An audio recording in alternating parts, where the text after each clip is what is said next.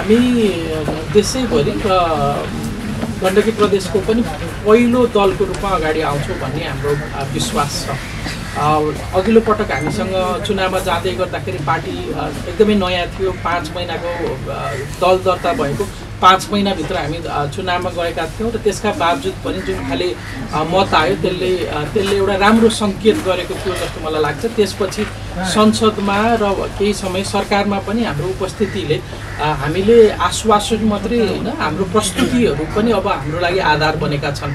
हामीले संसदमा कस्तो काम गर्छौँ, सरकारमा जाँदा कस्तो काम गर्न सक्छौँ भन्ने हामीले एक ढङ्गको भनौँ न धेरै लामो समय काम गर्न नपाएको सरकारमा हुँदाखेरि धेरै अपेक्षाहरू पुरा गर्ने सक्ने स्थानमा त थिएनौँ। तैपनि केही यो भन्छ नि हुने बिरुवाको चिल्लो पात भने जस्तै रासोपाले चिल्लो पात हो भनेर चाहिँ देखाउने ठाउँ चाहिँ पाएको थियो जस्तो लाग्छ।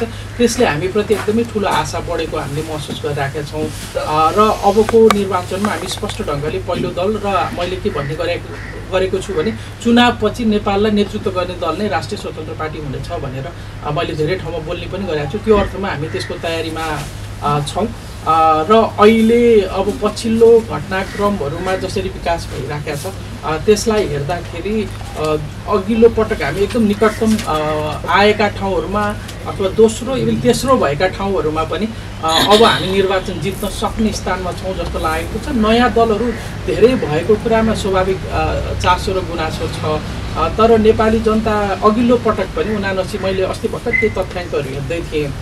मूल रूपमा नेपाली जनताहरूले मत दिँदाखेरि एकदम धेरै विवेक पुर्याएको देखिन्छ। धेरै दल हुँदै पनि मत चाहिँ फेरि अलिकति निर्वाचन जित्न सक्ने, नेतृत्व गर्न सक्ने एजेन्डामा स्पष्ट अडान भएका दलहरूले नै सामान्यतया राम्रो मत ल्याएको इतिहास देखिन्छ। नेपालको झन्डै 48 सालदेखिको लोकतन्त्र अथवा प्रजातन्त्र आइसकेपछि इतिहास हेऱ्यो भने 48 सालमा त्यति बेला पञ्चायत विरुद्धको आन्दोलनमा रहेको नेपाली कङ्ग्रेसले स्पष्ट बहुमत दिएकै थिए नेपाली जनताले। पछि नेपाली कङ्ग्रेसभित्रको विग्रह भएपछि एमाले ठुलो पार्टी बनेको 51मा, फेरि त्यो 51-52 को चरणमा धेरै यो अस्थिरता भएपछि 55-56 को चुनावमा कृष्णप्रसाद भट्टराईलाई नेपाली काङ्ग्रेसले प्रधानमन्त्रीको रूपमा अगाडि सारेपछि फेरि नेपाली काङ्ग्रेसलाई बहुमत दिएको। 74 मा माओवादी र एमाले मिलेर हामी स्थिर सरकार दिन्छौँ भनेपछि झन्डै 2/3 मत दिएको। फेरि त्यो असफल भएर फेरि अस्थिरतातिर गएपछि को अबको चुनाव हो र हामी फेरि स्पष्ट ढङ्गले त्यही के हाम्रो के छ भने हामी सुशासनमा काम गर्छौँ।